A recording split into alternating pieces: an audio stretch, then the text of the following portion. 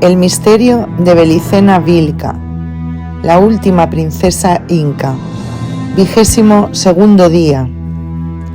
Como Tartesos, como Sajonia, como el país de Oc, los pueblos de sangre pura han de pagar duro tributo por oponer la sabiduría hiperbórea al culto del Dios Uno. La cruzada contra los cátaros y otros herejes del Languedoc continuaría con algunas interrupciones durante 30 años más.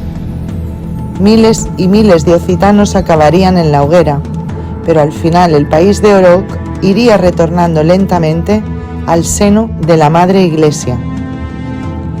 En 1218 muere Simón de Montfort durante un sitio a Tolosa, que había sido reconquistada por Raimundo VII. Su hijo Amauric, careciendo de la vocación de verdugo golem que en tan alto grado poseía Simón, termina por vender los derechos del condado de Tolosa al rey de Francia, Luis VIII, con lo cual los capetos legalizan la intervención y concluirán por quedarse con todo el país.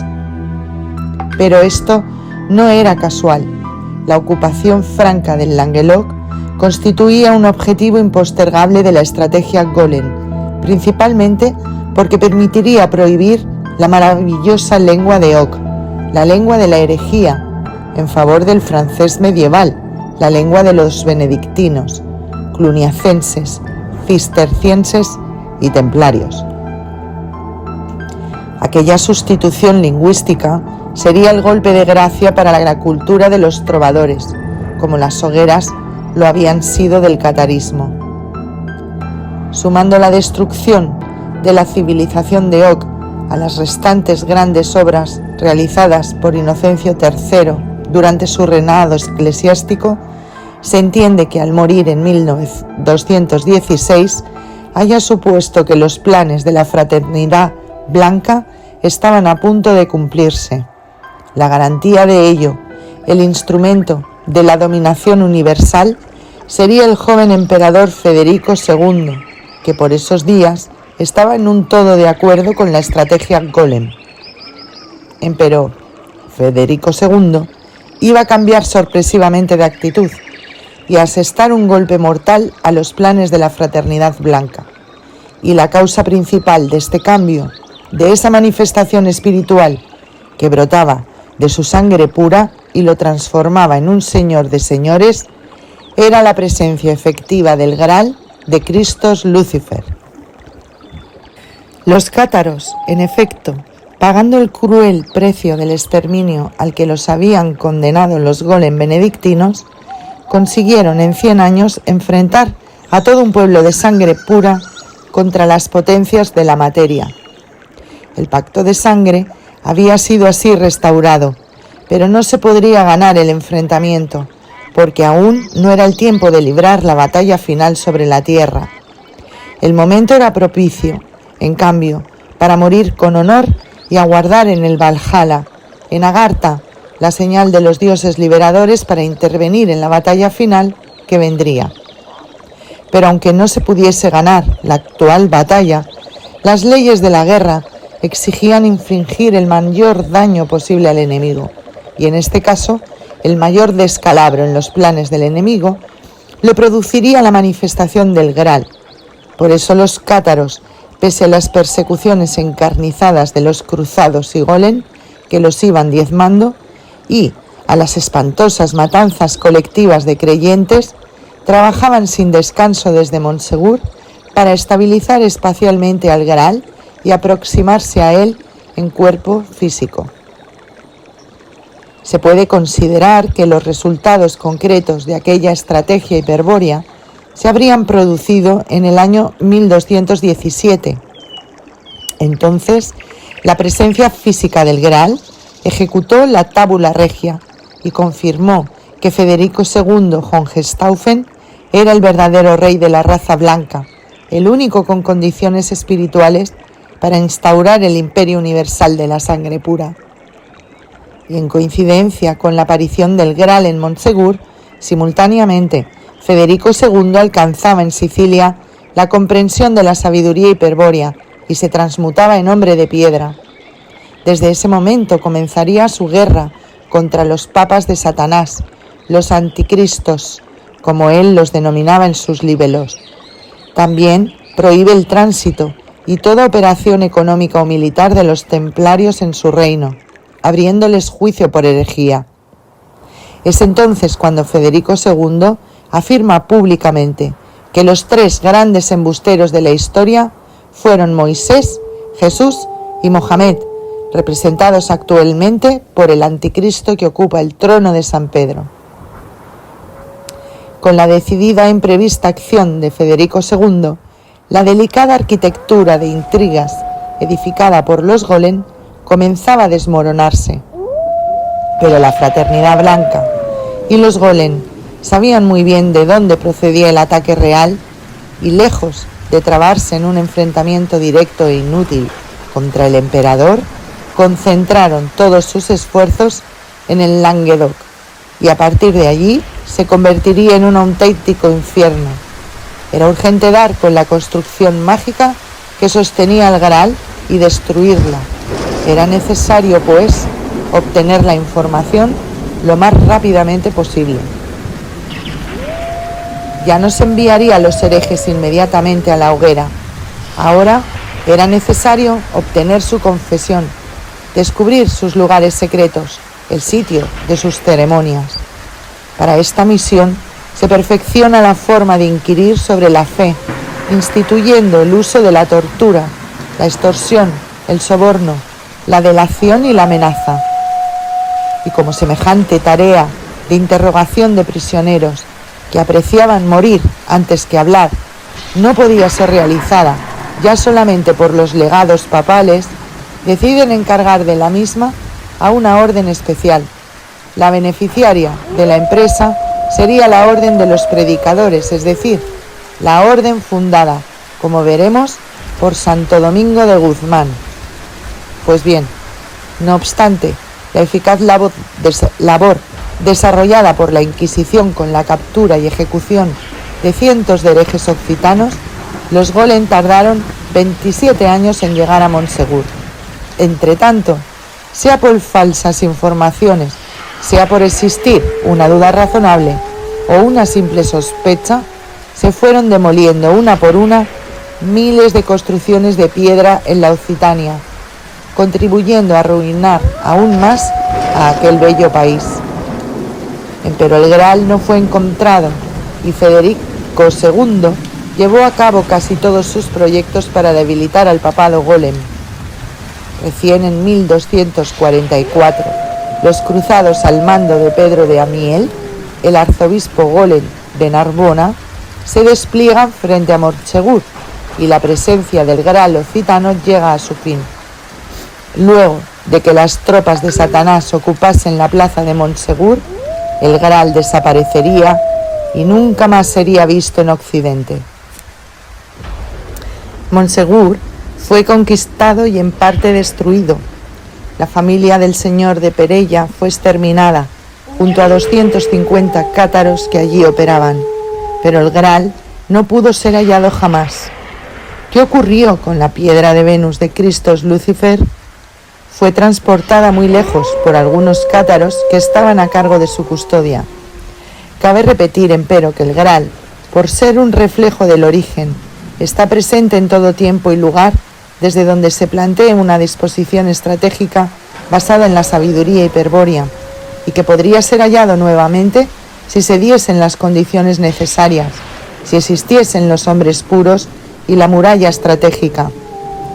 Los cátaros que consiguieron sostenerlo como piedra, es decir, como lápiz exilis, durante 27 años, decidieron trasladarlo antes de la caída de Montsegur.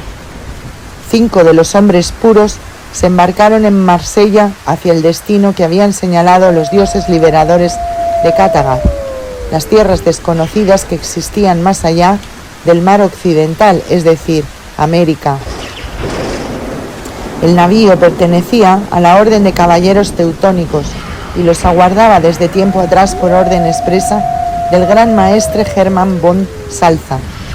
Aquella evacuación fue el único auxilio que les pudo facilitar Federico II, pese a que durante mucho tiempo se había aguardado en Monsegur la llegada de una guarnición imperial.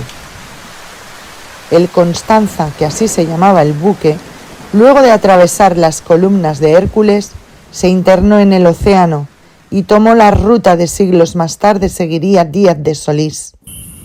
4 meses después, previo a remontar el río de la Plata, el río Paraná, arribaban a una región cercana a la actual ciudad de Asunción del Paraguay. El mapa que empleaban los caballeros teutónicos procedía de la lejana Pomerania, uno de los países del norte de Europa que estaban conquistando por mandato del emperador Federico II. Existía allí un pueblo de origen danés que navegaba hacia América y poseía una colonia en el lugar a donde se había dirigido el Constanza. Aquellos vikingos comerciaban con unos parientes que, según ellos, se habían hecho reyes de una gran nación que quedaba tras las altas cumbres nevadas del poniente, un país separado de la colonia por extensas e impenetrables selvas, que no sería otro más que el imperio incaico. En el Constanza venían algunos daneses que conocían el dialecto hablado por los colonos.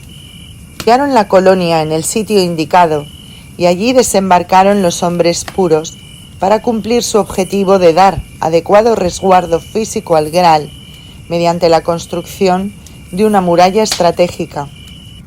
El barco de la Orden Teutónica partió tiempo después, pero los hombres puros ya no regresarían nunca a Europa.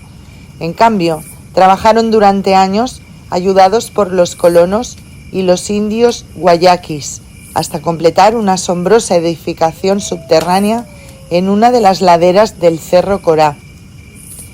La presencia física del Graal estaba ahora asegurada, pues se lo había referido de tal modo a la construcción que su estabilidad espacial resultaba suficiente para permanecer muchos siglos en ese sitio, hasta que otros hombres puros lo buscasen y encontrasen. Naturalmente, los templarios, alertados en Europa por la Fraternidad Blanca, no tardaron en partir en persecución de los cátaros. Ellos navegaban habitualmente a América desde los puertos de Normandía, a donde disponían de una poderosa flota, pues necesitaban acumular metales preciosos, especialmente plata, para bancar a la futura sinarquía financiera, metales que en América se obtenían fácilmente. Unos años después de los sucesos narrados, cayeron los templarios en la colonia vikinga y pasaron a todos sus habitantes a cuchillo, mas el Graal nuevamente no apareció. Los Golem no olvidarían el episodio y luego, en plena conquista de América por España, una legión de jesuitas, herederos naturales de los benedictinos y templarios, se asentaría en la región para intentar localizar y robar la piedra de Venus. Pero todas las búsquedas serían infructuosas y, por el contrario, la presencia del Graal se iría haciendo sentir de una manera irresistible sobre los pobladores españoles, purificando la sangre y predisponiendo al pueblo para reconocer al emperador universal. En el siglo XIX, Dr. Signagel, un milagro análogo al de la civilización de Oc estaba a punto de repetirse. La República del Paraguay se levantaba con luz propia sobre las naciones de América. En efecto, aquel país poseía un ejército poderoso y bien equipado, flota propia, ferrocarril, industria pesada, agricultura floreciente y una organización social envidiable, con legislación muy avanzada para la época, en la que se destaca la educación obligatoria, libre y gratuita, y esto en 1850. La población era aguerrida y orgullosa de su estirpe, y sabía admirar la espiritualidad y el valor de sus jefes. Por supuesto, a la Fraternidad Blanca no le agradaba el rumbo que tomaba aquella sociedad, que no se avendría a integrarse al esquema de la División Internacional del Trabajo, propuesto entonces como modelo de orden económico mundial. Tal ordenamiento era el paso previo para la concreción en el siglo XX de la sinarquía financiera y el gobierno mundial del pueblo elegido, antiguos planes que, según aclaré, se frustraron en la Edad Media. Para la fraternidad blanca, el pueblo paraguayo estaba enfermando y el virus que lo afectaba se llamaba nacionalismo, el peor enemigo moderno de los planes sinárquicos.